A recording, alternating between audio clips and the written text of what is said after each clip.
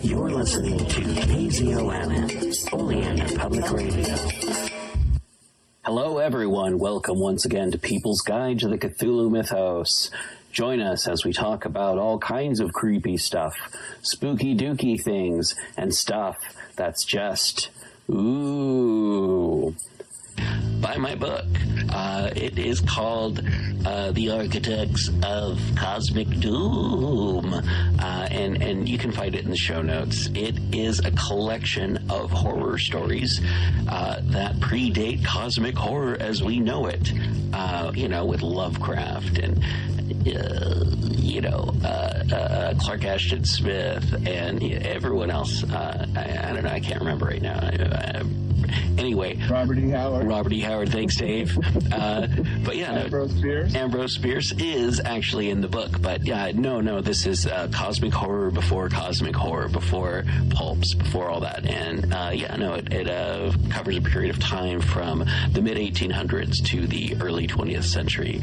And back to the show. The Yellow Sign by Robert W. Chambers. The Yellow Sign. Let the red dawn surmise what we shall do when this blue starlight dies and all is through. 1. There are so many things which are impossible to explain. Why should certain chords in music make me think of the brown and golden tints of autumn foliage? Why should the Mass of St. Cecily bend my thoughts wandering among caverns whose walls blaze with ragged masses of virgin silver? What was it in the roar and turmoil of Broadway at 6 o'clock that flashed before my eyes the picture of a still Breton forest, where sunlight filtered through spring foliage, and Sylvia bent, half curiously, half tenderly, over a small green lizard, murmuring, "To think that this is also a little ward of God." When I first saw the watchman, his back was toward me. I looked at him indifferently until I went into the church. I paid no more attention to him than I had to any other man who had lounged through Washington Square that morning, and when I shut my window and turned my back into the studio, I had forgotten him. Late in the afternoon, the day being warm, I raised the window again and leaned out to get a sniff of air. A man was standing in the courtyard of the church, and I noticed him again with as little interest as I had that morning. I looked across the square to where the fountain was playing, and then, with my mind filled with the vague impressions of trees, asphalt drives, and the moving groups of nursemaids and holidaymakers, I started to walk back to my easel. As I turned, my listless glance included the man below in the churchyard. His face was toward me now, and with perfectly involuntary movement I bent to see it. At the same moment he raised his head and looked at me. Instantly I thought of a coffin worm. Whatever it was about that man that repelled me, I did not know, but the impression of a plump, white, gray worm was so intense and nauseating that I must have shown it in my expression, for he turned his puffy face away with a movement which made me think of a disturbed grub in a chestnut. I went back to my easel and motioned the model to resume repose. After working a while, I was satisfied that I was spoiling what I had done as rapidly as possible, and I took up a palette knife and scraped the color out again. The flesh tones were sallow and unhealthy, and I did not understand how I could have painted such a sickly color into a study which had before glowed with healthy tones. I looked at Tessie. She had not changed, and the clear flush of health dyed her neck and cheeks as I frowned. "Is it something I've done?" she said. "No, I've made a mess of this arm, and for the life of me I can't see how I came to paint such mud into that canvas," I replied. "Don't I pose well?" she insisted. "Of course, perfectly." "Then it's not my fault." "No, it's my own." "I am very sorry," she said. I told her she could rest while I applied rag and turpentine to the plague spot on my canvas, and she went off to smoke a cigarette and look over the illustrations in the Courrier Français. I did not know whether it was something in the turpentine or a defect in the canvas, but the more I scrubbed, the more that gangrene seemed to spread. I worked like a beaver to get it out, and yet the disease appeared to creep from limb to limb of the study before me. Alarmed, I strove to arrest it, but now the color on the breast changed, and the whole figure seemed to absorb the infection as a sponge soaks up water. Vigorously, I applied palette knife, turpentine, and scraper, thinking all the time what a seance I should hold with Duval, who had sold me the canvas. But soon I noticed that it was not the canvas which was defective, nor yet the colors of Edward. "It must be the turpentine," I thought, angrily, "or else my eyes have become so blurred and confused by the afternoon light that I can't see straight." I called Tessie, the model. She came and leaned over my chair, blowing rings of smoke into the air. "What have you been doing to it?" she exclaimed. "Nothing," I growled. "It must be this turpentine." "What a horrible color it is now," she continued. Do you think my flesh resembles green cheese? No, I don't, I said angrily. Did you ever know me to paint like that before? No, indeed. Well then, it must be the turpentine or something, she admitted. She slipped on a Japanese robe and walked to the window. I scraped and rubbed until I was tired, and finally picked up my brushes and hurled them through the canvas with a forcible expression, the tone alone of which reached Tessie's ears. Nevertheless, she promptly began, That's it. Swear and act silly and ruin your brushes. You've been 3 weeks on that study, and now look. What's the good of ripping the canvas? What creatures artists are. I felt about as much ashamed as I usually did after such an outbreak, and I turned the ruined canvas to the wall. Tessie helped me clean my brushes, and then danced away to dress. From the screen she regaled me with bits of advice concerning whole or partial loss of temper, until, thinking perhaps I had been tormented sufficiently, she came out to implore me to button her waist where she could not reach it on the shoulder. Everything went wrong from the time you came back from the window and talked about that horrid-looking man you saw in the churchyard, she announced. Yes, he'd probably bewitched the picture, I said, yawning. I looked at my watch. It's after 6, I know, said Tessie, adjusting her hat before the mirror. Yes, I replied. I didn't mean to keep you so long. I leaned out the window, but recoiled with disgust, for the young man with the pasty face stood below in the churchyard. Tessie saw my gesture of disapproval and leaned from the window. Is that the man you don't like? She whispered. I nodded. I can't see his face, but he does look fat and soft. Some way or other. She continued, turning to look at me. He reminds me of a dream. An awful dream I once had. Or, she mused, looking down at her shapely shoes. Was it a dream after all? How should I know? I smiled. Tessie smiled in reply. You were in it, she said. So perhaps you might know something about it. Tessie, I protested. Don't you dare flatter by saying that you dream about me. But I did, she insisted. Shall I tell you about it? Go ahead, I replied, lighting a cigarette. Tessie leaned back on the open windowsill and began very seriously. One night last winter, I was lying in bed, thinking about nothing at all in particular.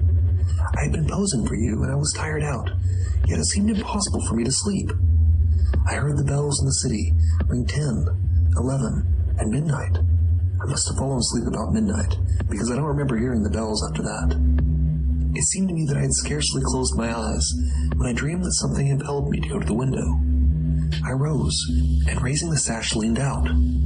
25th Street was deserted as far as I could see. I began to be afraid. Everything outside seemed so black and uncomfortable. Then the sound of wheels in the distance came to my ears, and it seemed to me as though that was what I must wait for. Very slowly the wheels approached, and finally I could make out a vehicle moving along the street. It came nearer and nearer, and when it passed beneath my window, I saw it was a hearse. Then, as I trembled with fear, the driver turned and looked straight at me.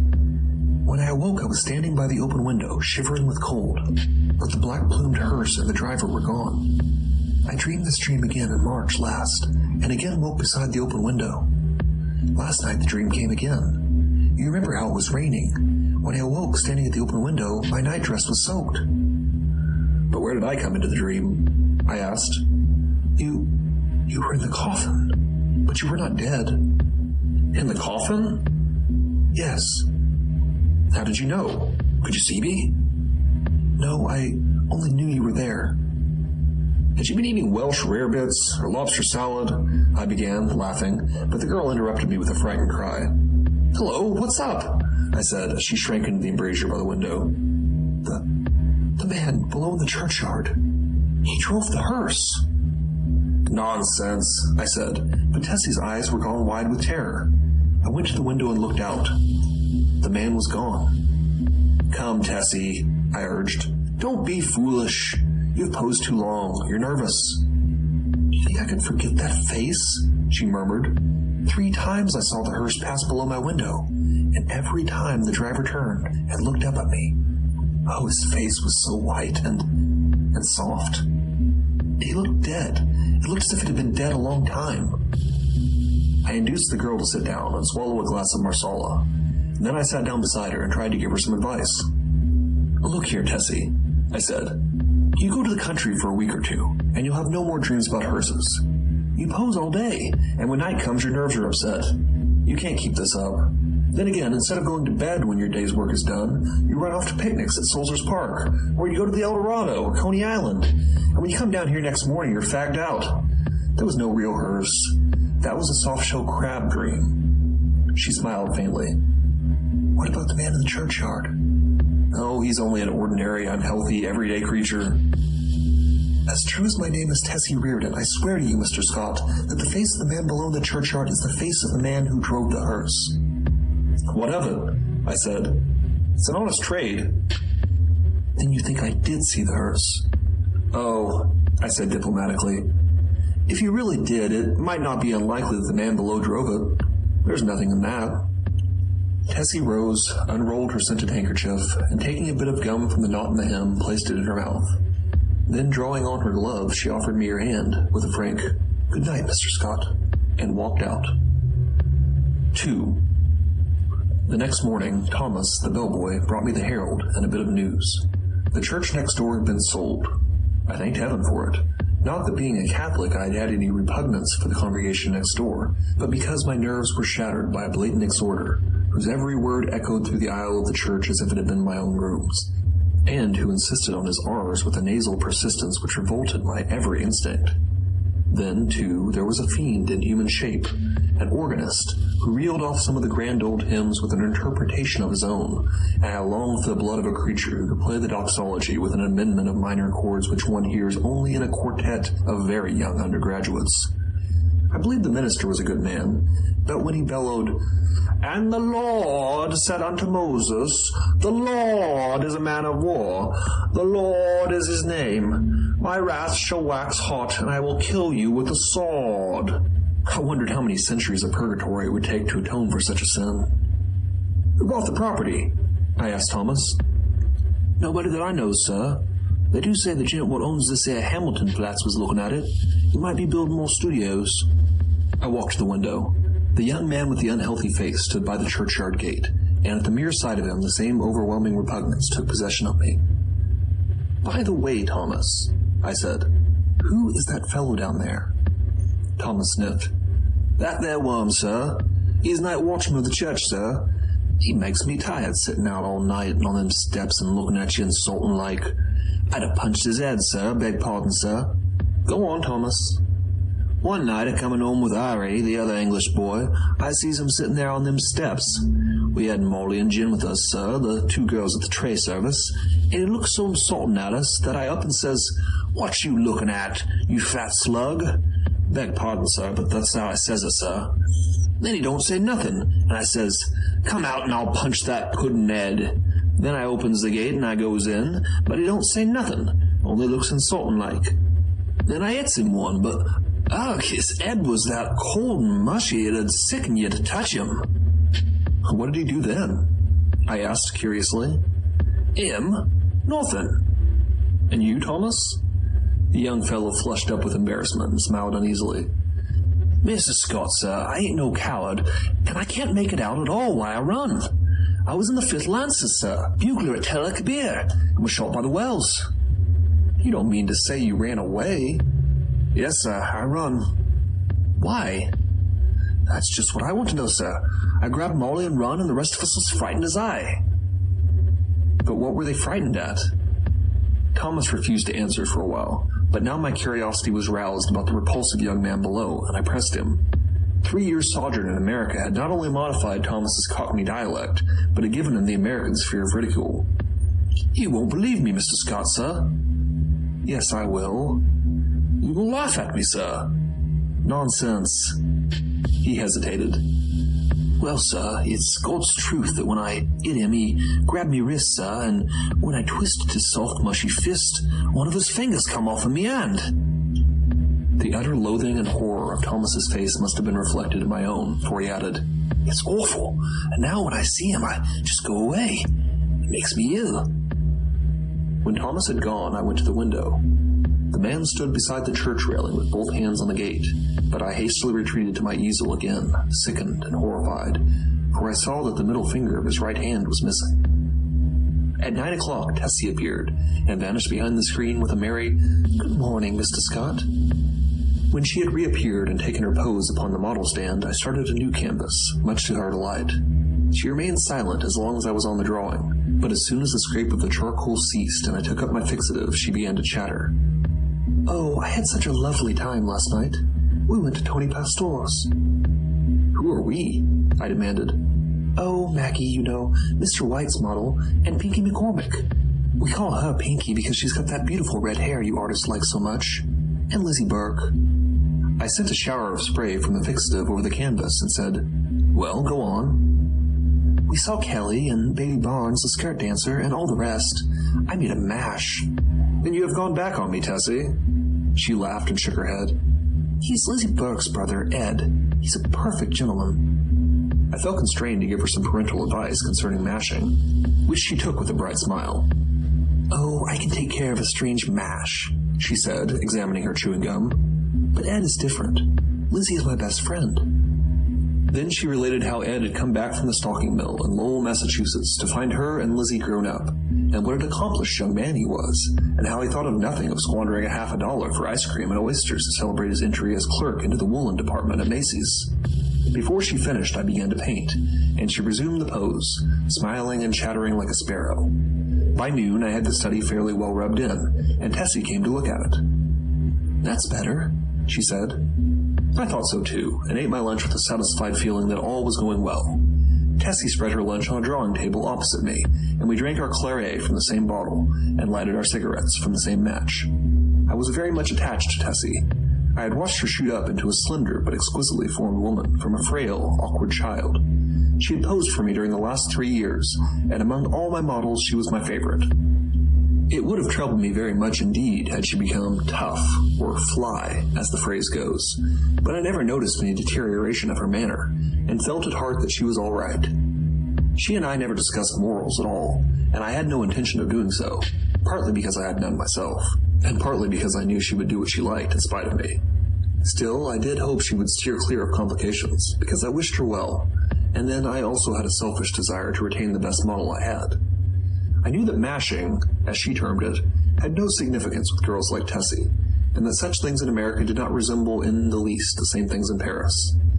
Yet, having lived with my eyes open, I also knew that somebody would take Tessie away someday, in one manner or another, and though I professed to myself that marriage was nonsense, I sincerely hoped that, in this case, there would be a priest at the end of the vista. I am a Catholic. When I listen to High Mass, when I sign myself, I feel that everything, including myself, is more cheerful, and when I confess, it does me good. A man who lives as much alone as I do must confess to somebody. Then again, Sylvia was Catholic, and it was a reason enough for me. But I was speaking of Tessie, which is very different.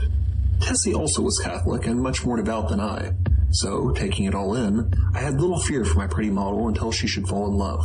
But then I knew that fate alone would decide her future for her, and I prayed inwardly that fate would keep her away from men like me, and throw in her path nothing but Ed Burke's and Jimmy McCormick's, bless her sweet face. Tessie sat blowing rings of smoke up to the ceiling and tinkling the ice in her tumbler. "Do you know that I also had a dream last night?" I observed. "Not about that man," she laughed. "Exactly. A dream similar to yours, only much worse." It was foolish and thoughtless of me to say this, but you know how little tact the average painter has. "I must have fallen asleep about 10 o'clock, I continued, "and after a while I dreamt that I awoke. So plainly did I hear the midnight bells, the wind in the tree branches, and the whistle of steamers from the bay, that even now I can scarcely believe I was not awake. I seemed to be lying in a box which had a glass cover. Dimly I saw the street lamps as I passed, for I must tell you, Tessie, the box in which I reclined appeared to lie in a cushioned wagon, which jolted me over stony pavement. After a while I became impatient, and tried to move, but the box was too narrow. My hands were crossed on my breast, so that I could not raise them to help myself. I listened, and then tried to call. My voice was gone. I could hear the trample of the horses attached to the wagon, and even the breathing of the driver. Then another sound broke upon my ears like the raising of a window sash. I managed to turn my head a little, and I found that I could look, not only through the glass cover of my box, but also through the glass panes in the side of the covered vehicle. I saw houses, empty and silent, with neither light nor life about any of them excepting one. In that house, a window was open on the first floor, and a figure all in white stood looking into the street. It was you. Tessie had turned her face away from me and leaned on the table with her elbow. I could see your face, I resumed, and it seemed to me to be very sorrowful. Then we passed on and turned into a narrow black lane. Presently the horses stopped. I waited and waited, closing my eyes with fear and impatience, but all was silent as the grave. After what seemed to me hours, I began to feel uncomfortable, a sense that something was close to me that made me unclose my eyes. And I saw the white face of that hearse driver looking at me through the coffin lid. A sob from Tessie interrupted me. She was trembling like a leaf. I saw I had made an ass of myself, and attempted to repair the damage. "Why, Tess," I said, "I only told you this to show you what influence your story might have on another person's dreams. You don't suppose I really lay in a coffin, do you? What are you trembling for? Don't you see that your dream and my unreasonable dislike for that inoffensive watchman of the church simply set my brain working as soon as I fell asleep?" She laid her head between my arms and sobbed as if her heart would break. What a precious triple donkey I had made of myself. But I was about to break my record. I went over and put my arm around her. "Tessie, dear, forgive me," I said. "I had no business to frighten you with such nonsense. You are too sensible a girl, too good a Catholic to believe in dreams." Her hand tightened on mine, and her head fell back upon my shoulder, but she still trembled, and I petted her and comforted her. "Come, Tess, open your eyes and smile."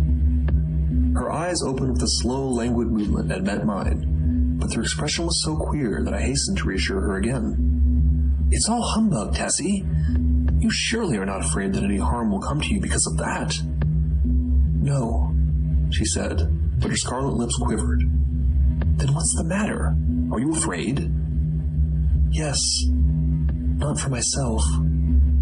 "For me, then?" I demanded, gaily. "For you," she murmured in a voice almost inaudible. I care for you." At first I started to laugh, but when I understood her, a shock passed through me, and I sat like one turned to stone. This was the crowning bit of idiocy I had committed. During the moment which elapsed between her reply and my answer, I thought of 1,000 responses to that innocent confession. I could pass it by with a laugh. I could misunderstand her and assure her as to my health. I could simply point out that it was impossible she could love me. But my reply was quicker than my thoughts, and I might think and think now when it was too late, for I had kissed her on the mouth. That evening I took my usual walk in Washington Park, pondering over the occurrences of the day. I was thoroughly committed. There was no back out now, and I stared the future straight in the face. I was not good, not even scrupulous, but I had no idea of deceiving either myself or Tessie. The one passion of my life lay buried in the sunlit forests of Brittany. Was it buried forever? Hope cried, no. For 3 years I had been listening to the voice of hope, and for 3 years I had waited for its footstep on my threshold. Had Sylvia forgotten? No, cried hope. I said that I was no good. That is true, but still I was not exactly a comic opera villain. I had led an easygoing, reckless life, taking what invited me of pleasure, deploring and sometimes bitterly regretting consequences.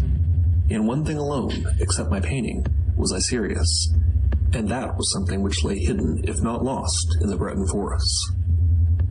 It was too late for me to regret what had occurred during the day. Whatever it had been, pity, a sudden tenderness for sorrow, or the more brutal instinct of gratified vanity, it was all the same now, and unless I wished to bruise an innocent heart, my path lay marked before me. The fire and strength, the depth of passion of a love which I had never even suspected, with all my imagined experience in the world, left me no alternative but to respond or send her away. Whether because I am so cowardly about giving pain to others, or whether it was that I have little of the gloomy Puritan of me, I do not know, but I shrank from disclaiming responsibility for that thoughtless kiss, and in fact had no time to do so before the gates of her heart opened and the flood poured forth. Others who habitually do their duty and find a sullen satisfaction in making themselves and everybody else unhappy might have withstood it. I did not. I dared not. After the storm had abated, I did tell her that she might have better loved Ed Burke and worn a plain gold ring, but she would not hear of it. And I thought perhaps as long as she had decided to love somebody she could not marry, it had better be me. I, at least, could treat her with an intelligent affection, and whenever she became tired of her infatuation, she could go on, none the worse for it. For I was decided on that point, although I knew how hard it would be. I remembered the usual termination of platonic liaisons, and I thought how disgusted I had been whenever I heard of one. I knew I was undertaking a great deal for so unscrupulous a man as I was, and I dreamed the future, but never for one moment did I doubt that she was safe with me. Had it been anybody but Tessie, I should not have bothered my head about scruples, for it did not occur to me to sacrifice Tessie as I would have sacrificed a woman of the world. I looked the future squarely in the face, and saw the several probable endings to the affair. She would either tire of the whole thing, or become so unhappy that I should have either to marry her or go away. If I married her, we would be unhappy, I with a wife unsuited to me, and she with a husband unsuitable for any woman. For my past life could scarcely entitle me to marry. If I went away, she might either fall ill, recover, and marry some Eddie Burke, or she might recklessly or deliberately go and do something foolish. On the other hand, if she tired of me, then her whole life would be before her with beautiful vistas of Eddie Burkes, and marriage rings, and twins, and Harlem Flats, and heaven knows what. As I strolled along through the trees by the Washington Arch, I decided that she should find a substantial friend in me, anyway, and the future could take care of itself. Then I went into the house and put on my evening dress, for the little faintly perfumed note on my dresser said, "Have a cab at the stage door at 11, and the note was signed, Edith Carmichael, Metropolitan Theater. I took supper that night, or rather we took supper, Miss Carmichael and I, at Solari's, and the dawn was just beginning to gild the cross on the Memorial Church as I entered Washington Square after leaving Edith at the Brunswick. There was not a soul in the park as I passed through the trees and took the walk which leads from the Garibaldi statue to the Hamilton apartment house, but as I passed the churchyard I saw a figure sitting on the stone steps. In spite of myself, a chill crept over me at the sight of the white puffy face, and I hastened to pass. Then he said something which might have been addressed to me, or might merely have been a mutter to himself, but a sudden furious anger flamed up within me that such a creature should address me. For an instant I felt like wheeling about and smashing my stick over his head, but I walked on, and, entering the Hamilton, went to my apartment. For some time I tossed about the bed, trying to get the sound of his voice out of my ears, but could not. It filled my head, that muttering sound, like thick, oily smoke from a fat-rendering vat, or an odor of noisome decay. And as I lay and tossed about, the voice in my ears seemed more distinct, and I began to understand the words he had muttered. They came to me slowly, as if I had forgotten them, and at last I could make some sense out of the sounds. It was this: "Have you found the yellow sign? Have you found the yellow sign? Have you found the yellow sign?" I was furious. What did he mean by that? Then, with a curse upon him and his, I rolled over and went to sleep. But when I awoke later, I looked pale and haggard, for I had dreamed the dream of the night before, and it troubled me more than I cared to think. I dressed and went down into my studio. Tessie sat by the window, but as I came in, she rose and put both arms around my neck for an innocent kiss. She looked so sweet and dainty that I kissed her again and then sat down before the easel. "Hello, where's the study I began yesterday?" I asked. Tessie looked conscious, but did not answer. I began to hunt among the piles of canvases, saying, "Hurry up, Tess, and get ready. We must take advantage of the morning light." When at last I gave up the search among the other canvases and turned to look around the room for the missing study, I noticed Tessie standing by the screen with her clothes still on. "What's the matter?" I asked. "Don't you feel well?" "Yes." "Then hurry." "Do you want me to pose as I have always posed?" Then I understood. Here was a new complication. I had lost, of course, the best nude model I'd ever seen. I looked at Tessie.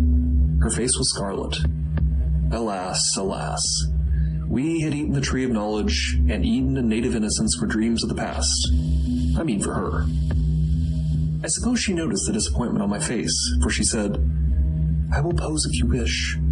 The study is behind the screen, here where I put it." "No," I said. "We will begin something new." And I went into my wardrobe and picked out a Moorish costume, which fairly blazed with tinsel. It was a genuine costume, and Tessie retired to the screen with it, enchanted. When she came forth again, I was astonished. Her long black hair was bound above her forehead with a circlet of turquoises, and the ends curled about her glittering girdle. Her feet were encased in the embroidered pointed slippers, and the skirt of her costume, curiously wrought with arabesques and silver, fell to her ankles. The deep metallic blue vest embroidered with silver, and the short Mauresque jacket spangled and sewn with turquoises became her wonderfully. She came up to me and held up her face smiling. I slipped my hand into my pocket, and drawing out a gold chain with a cross attached, dropped it over her head. "It's yours, Tessie." "Mine?" she faltered. "Yours. Now go and pose." Then, with a radiant smile, she ran behind the screen and presently reappeared with a little box on which was written my name. "I had intended to give it to you when I went home tonight," she said, "but I can't wait now." I opened the box. On the pink cotton inside lay a clasp of black onyx, on which was inlaid a curious symbol or letter in gold. It was neither Arabic nor Chinese, nor, as I found afterwards, did it belong to any human script. "It's all I had to give you for a keepsake," she said timidly. I was annoyed, but I told her how much I should prize it, and promised to wear it always. She fastened it on my coat beneath the lapel. "How foolish, Tess, to go and buy me such a beautiful thing as this," I said. "I did not buy it," she laughed. "Where did you get it?" Then she told me how she had found it one day when coming home from the aquarium in the Battery, and how she had advertised it and watched the papers, but at last gave up all hope of finding the owner. "That was last winter," she said, "the very day I had that first horrid dream about the hearse." I remembered my dream of the previous night, but said nothing, and presently my charcoal was flying over a new canvas, and Tessie stood motionless on the model stand. 3. The day following was a disastrous one for me. While moving a framed canvas from one easel to another, my foot slipped on the polished floor, and I fell heavily on both wrists. They were so badly sprained that it was useless to attempt to hold a brush, and I was obliged to wander about the studio, glaring at unfinished drawings and sketches, until despair seized me, and I sat down to smoke and twiddle my thumbs with rage. The rain blew against the windows and rattled on the roof of the church, driving me into a nervous fit with its interminable patter. Tessie sat sewing by the window, and every now and then raised her head and looked at me with such innocent compassion that I began to feel ashamed of my irritation, and looked about for something to occupy me. I had read all the papers and all the books in the library, but for the sake of something to do, I went to the bookcases and shoved them open with my elbow. I knew every volume by its color, and examined them all, passing slowly around the library and whistling to keep up my spirits. I was turning to go into the dining room when my eye fell upon a book, bound in serpent skin, standing in a corner on the top shelf of the last bookcase. I did not remember it, and from the floor could not decipher the pale lettering on the back, so I went to the smoking room and called Tessie. She came in from the studio and climbed up to reach the book. "What is it?" I asked. "The King in Yellow." I was dumbfounded. Who had placed it there? How came it in my rooms? I had long ago decided that I should never open that book, and nothing on earth should have persuaded me to buy it. Fearful lest curiosity might tempt me to open it, I had never even looked at it at the bookstores. If I ever had any curiosity to read it, the awful tragedy of young Castaigne, whom I knew, prevented me from exploring its wicked pages. I had always refused to listen to any description of it, and indeed, nobody ever ventured to discuss the second part aloud, so I had absolutely no knowledge of what those leaves might reveal. I stared at the poisonous mottled binding as I would at a snake. "Don't touch it, Tessie," I said. "Come down." Of course my admonition was enough to arouse her curiosity, and before I could prevent it she took the book, and laughing, danced into the studio with it. I called to her, but she slipped away with a tormenting smile at my helpless hands, and I followed her with some impatience. "Tessie!" I cried, entering the library.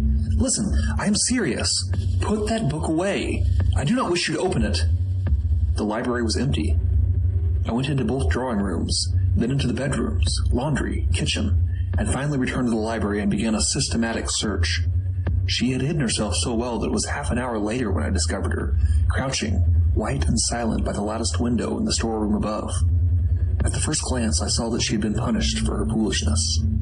The King in Yellow lay at her feet, but the book was open to the second part. I looked at Tessie and saw it was too late.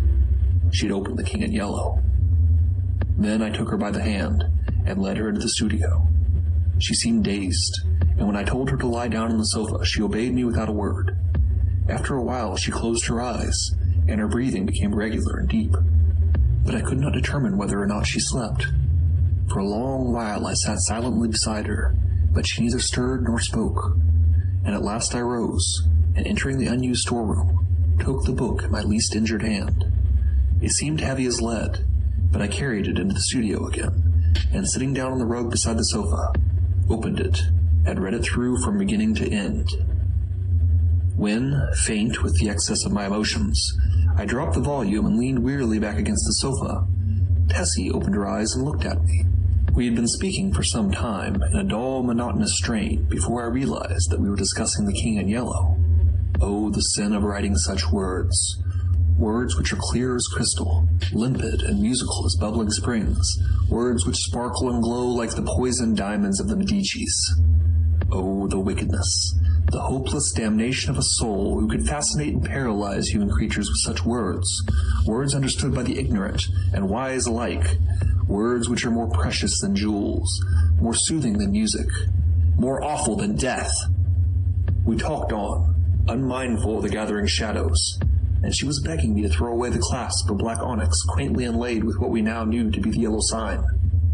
I shall never know why I refused, though even at this hour, here in my bedroom, as I write this confession, I should be glad to know what it was that prevented me from tearing the yellow sign from my breast and casting it into the fire.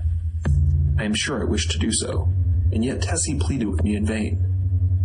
Night fell, and the hours dragged on, but still we murmured to each other of the king and the pallid mask, and midnight sounded from the misty spires in the fog-wrapped city. We spoke of Hastur and of Casilda, and while outside the fog rolled against the blank window panes, as the cloud waves roll and break on the shores of Halley. The house was very silent now, and not a sound came up from the misty streets. Tessie lay among the cushions, her face a gray blot in the gloom, but her hands were clasped in mine, and I knew that she knew and read my thoughts as I read hers, for we had understood the mystery of the Hyades, and the phantom of truth was laid. Then, as we answered each other, swiftly, silently, thought on thought, the shadows stirred in the gloom about us, and far in the distant streets we heard a sound. Nearer and nearer it came, the dull crunching of wheels, nearer and yet nearer, and now, outside before the door it ceased, and I dragged myself to the window and saw a black-plumed hearse. The gate below opened and shut, and I crept shaking to the door and bolted it, but I knew no bolts, no locks could keep that creature out who was coming for the yellow sign. And now I heard him moving very softly along the hall. Now he was at the door, and the bolts rotted at his touch. Now he had entered. With eyes starting from my head, I peered into the darkness, but when he came into the room, I did not see him. It was only when I felt him envelop me in his cold, soft grasp that I cried out and struggled with deadly fury, but my hands were useless, and he tore the honest clasp from my coat and struck me full in the face. Then, as I fell, I heard Tessie's soft cry, and her spirit fled. And even while falling, I longed to follow her, for I knew that the King in Yellow had opened his tattered mantle, and there was only God to cry to now. I could tell more, but I cannot see what help it would be to the world. As for me, I am past human help, or hope. As I lie here, writing, careless even whether or not I die before I finish, I can see the doctor gathering up his powders and phials with a vague gesture to the good priest beside me, which I understand. They will be very curious to know the tragedy, they of the outside world who write books and print millions of newspapers, but I shall write no more, and the Father Confessor will seal my last words with the seal of sanctity when his holy office is done. They of the outside world may send their creatures into wrecked homes and death-smitten firesides, and their newspapers will batten on blood and tears, but with me their spies must halt before the confessional. They know that Tessie is dead, and that I am dying. They know how the people in the house, aroused by an infernal scream, rushed into my room and found one living and two dead. But they do not know what I shall tell them now. They do not know that the doctor said, as he pointed to the horrible, decomposed heap on the floor, the living corpse of the watchman from the church. I have no theory, no explanation. That man must have been dead for months. I think I am dying. I wish the priest would...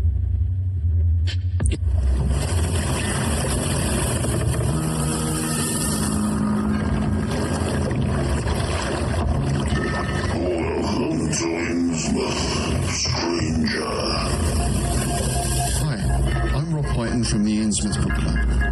Join me and my fellow guide John Chadwick as we take you on a fortnightly tour of Innsmouth. We visit places such as the Picture House, the Library and the Innsmouth Museum to discuss all aspects of weird fiction, whether it be book, film, music, TV or art. As well as that, we stop over at the Gilman House to have a chat with a resident guest. That includes authors, artists, musicians, in fact Lovecraftian creatives of all types. You can find our free shows on Patreon, and there you can also sign up as a patron, which brings you bonus content, plus a monthly PDF copy of Innsmouth News, which features articles, author spotlights, all the latest news and reviews, and more. You can find us at patreon.com/InnsmouthBC. We hope to see you soon, because remember, Innsmouth isn't just a place, it's a state of mind. Check out the show notes or go to pgttcm.com for more information. And also check us out on Facebook, Instagram, YouTube, and all the other places where podcast stuff exists. All right, back to the show. In Legacy Door, a lurker from space casts a shadow over time. We opened our eyes upon the human world. We found ourselves lying on an especially yielding bed in a room displaying scattered relics of their shallow past, tied together by more recently produced items meant to blend with the relics. Typical. A sensitive journalist dreams of unknown lives. It seems like every time I close my eyes, they get stronger. I can't even say the last time I had a normal sleep, let alone a dreamless one. An outspoken lawyer defends the suspect in an unspeakable crime. And that client was Jonathan Strauss, held for the murder of his daughter Abigail and her companion Harrison Reese. And a stalwart investigator tries to drag it all into the light. Some of the Reeses and the Strausses have been involved with something that seems to include an obsession with bloodlines and longevity for at least decades.